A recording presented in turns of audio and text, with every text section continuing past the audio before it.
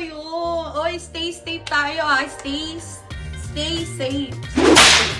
Stay safe tayo ha. Kami dito, second wave na kami dito ng COVID. And yun yung bad news. Tapos, ang good news, 1,000 subscribers na tayo! Nomo kamsahamnida. Thank you very much sa pagtitiwala sa akin. Sana nag-enjoy kayo sa vlog na sa mga content ko, and sana wag kayong magsawa. I-enjoy lang natin ito. I-enjoy lang yung mga vlog ko. Dadalhin ko kayo, gagawin ko lahat ng gusto nyo. Kung ano man yung gusto nyo gawin ko rito sa Korea, gagawin natin yan. Okay, sana wag kayong magsawa na na panoorin yung ingay ng bunganga ko. At dahil dyan, 1 month, 1,000 subscriber na tayo. Dahil dyan, ipagluluto ko kayo ng Kimchi Chige! Okay, gagawan ko kayo ng Kimchi Chige. Ang Kimchi Chige, ano nga ba ang Kimchi Chige? Yung Kimchi Chige, syempre pamilyar na kayo sa salitang kimchi. Yung kimchi, yun yung pagkain ng mga Korean, sariwang pagkain nila. Ang kimchi jjigae, isa siyang Korean dish na ang main ingredient ay kimchi na pinaka-famous talaga dito na hindi pwedeng hindi siya kasama lagi kapag kumakain. Madali lang siyang lutuin, okay? Yun yung ituturo ko sa inyo, which is meron siyang iba-ibang klaseng luto na ingredients. Pero ako, syempre gusto ko madali lang yung gagawin ko para sa inyo. Easy to cook, kumbaga. Na parang ma-feel nyo na nasa Korea pa rin kayo kahit nasa Pilipinas kayo once na natikman nyo yung sarili nyong niluto na kimchi jjigae, okay? Okay, ito ang ating mga gagamiting ingredients. First, our main ingredient is kimchi. Yan. Hiniwa ko na siya ha. Next, ito. Dashida. Suigogi. Baka siya. Ito, ano siya? Meron siyang secret recipe na siya yung magdadaglag ng panlasa. Then, pansahog natin is baboy. Hiniwa ko na rin siya ng maliliit. Tapos, itong tofu. Dagdag panlasa na lang siya. Then, sili, para medyo maanghang-anghang. Siyempre, alam mo naman mga Korean, mahilig sa sili. And, asukal. Yan. Kasi, mamaya, kapag hindi nyo gusto yung maasim, matabang, ganyan, ito, pandagdag natin na yan. So, yan. Yan ang ating mga ingredients. At wag, then, mantika, olive oil. Yan. Then, ang ating caldero. Yan, huwag nang kakalimutan. Yan po ang ating mga ingredients na gagawin. Kaya, nagugutom na ako, start na natin. So, ayan, first ang ating kalan. Ipapaano tayo ng mantika. Ayan. Okay. Yan ang una nating step. Excited na ba kayo, mga bebe? Paglulutuan ko kayo. So, yan. Siyempre, painitin muna natin yung kalan. Then, olive oil. Igigisa muna natin yung kimchi. Yan. So, painitin muna natin.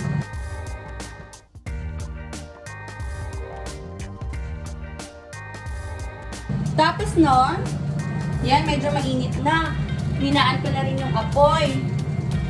Tapos nun, igigisa ko yung, ayan, kimchi. Igigisa ko yung kimchi.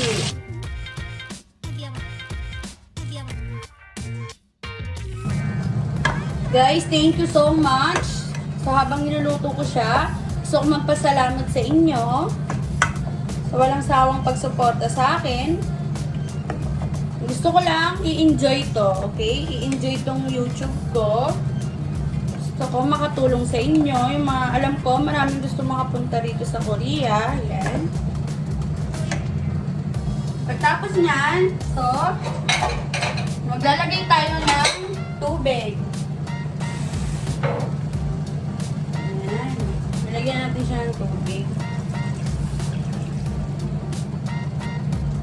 Yung totoo, mga bebe, madali lang siyang lutuin. Sobrang dali lang natin lutuin. Ayan. Nalagay na ako ng tubig. Ayan. Tapos, ayan. Ang bango ng kimchi. Tapos, maglalagay tayo ng dashida. Ito yung ano, ito yung magbibigay ng panlasa. May secret recipe to eh. Ayan.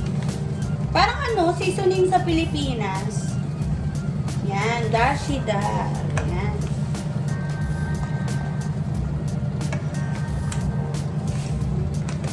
Bigyan mo natin ng konti.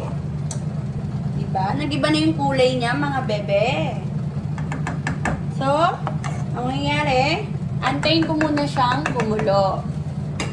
Pakuluin muna natin, okay? Ayan. Pakuluin ko muna siya.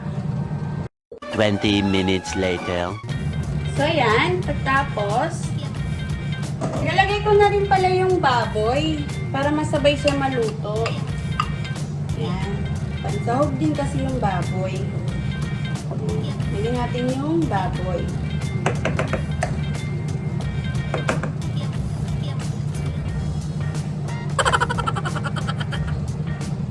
Medyo masarap na siya.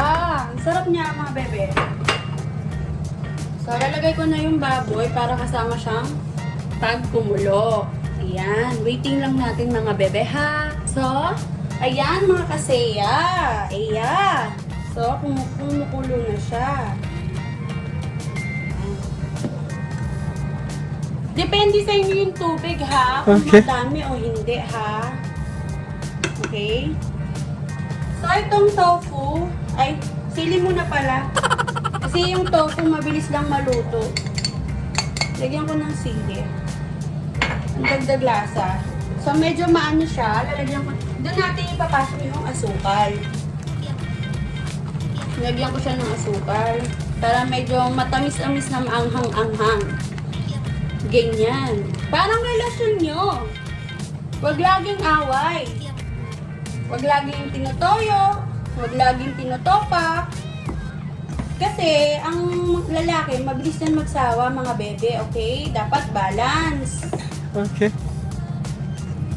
Pwede naman tuyuin, basta bawas-bawasan lang, okay?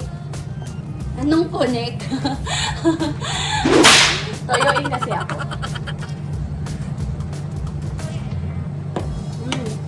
Medyo ano siya, lagyan ko pa siya ng asukal. Dahil siguro sa kimchi. Ayan. Medyo matapang siya. Hindi ko alam kung naparami ako ng dashida or ano. Pero masarap siya, mga bebe.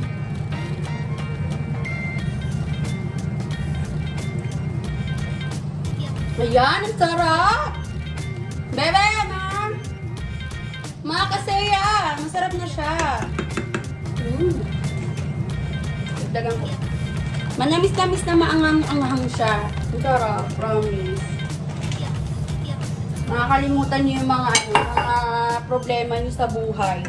Yung mga niyo, sandali niyo malilimutan kapag nagluto kayo dito.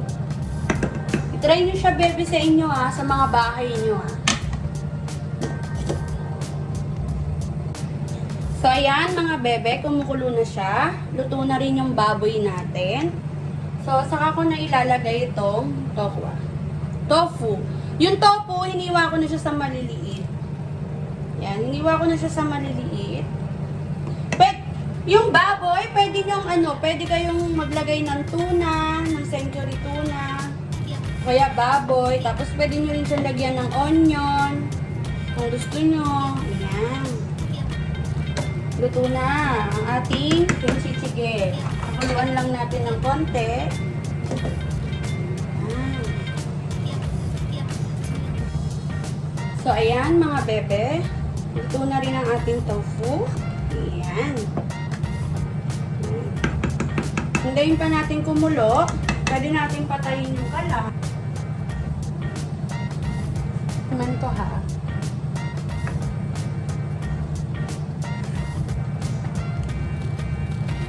Matamis-tamis na maang-anghang. Balance. Ang sarap. Mukhang mapaparami ako ng pagkain. So, hintayin ko na lang kumulo. Tapos, papatayin ko na siya.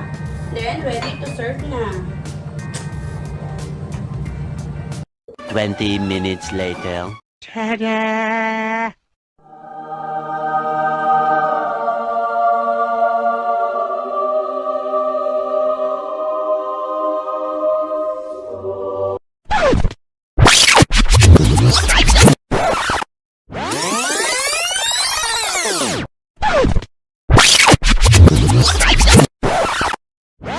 So guys, ito na yung resulta nung niluto ko. So, it's fail. Kasi, first time ko lang lutuin yon. So, nagtanong lang ako sa ate ko kung paano ba lutuin yun. Sinabi niya nga, pero hindi niya sinabi na yung dashida, yung kulay pula, is bechin pala yun dito. So, nabuhos ko siya. That's why, sobrang alat niya. Kaya kalahati din ng asukal yung nilagay ko. Tama lahat ng process. But, nag-fade lang ako nung, dapat kasi yung parang bechin, yung kulay pula, is dapat 1 to 2 teaspoon lang yung ilalagay mo. So, nag-failed ako kasi first time ko lang. Ang mali ko, hindi ako nanood ng YouTube. So, sinunod ko lang yung sinabi ng ate ko. Pero, hindi niya nasabi sa akin kung ilan yung tatakalin ko pala yung parang bechin na yun. So, it's failed. Congratulations sa mga nag-answer ng fields. Bubunot ako ng mga pangalan na mananalo. So, ilalive ko siya. Sobrang laki ng tiwala niyo sa akin. Promise, sobrang thankful. Lalo sa 1,000 subscriber in almost 1 month lang. Sobrang thankful ako. Sana hindi kayo magbago, hindi kayo magsawa, okay? Maraming salamat sa pagtitiwala niyo sa akin. At pangako, hindi ko yun sisirain. At patuloy ko kayong pasasayahin. And enjoy lang natin yung vlog ko, okay? And keep safe, everyone! Bye-bye! Okay, thank you for watching my video. And happy 1,000 subscribers! Thank you sa pagtitiwala. Sana wag po kayong magsawa. Okay, mga ka-EAS, this is for the vlog today. Maraming salamat po! Thank you! More subscribers to come! Bye! Na parang ano pala to, bechin na ano, 1 to 3 teaspoon lang pala ito. So, nabuhos ko siya. So, ngayon, pabalik-balik ako sa CR. Kaya, warning ko sa inyo, before kayong gumawa ng mga research, ay ng mga ganitong ano, kailangan i-research nyo muna siya, okay? Yun lang. So, inulit ko siya. Yun nyo, guys. Inulit siya. Pero masarap naman siya.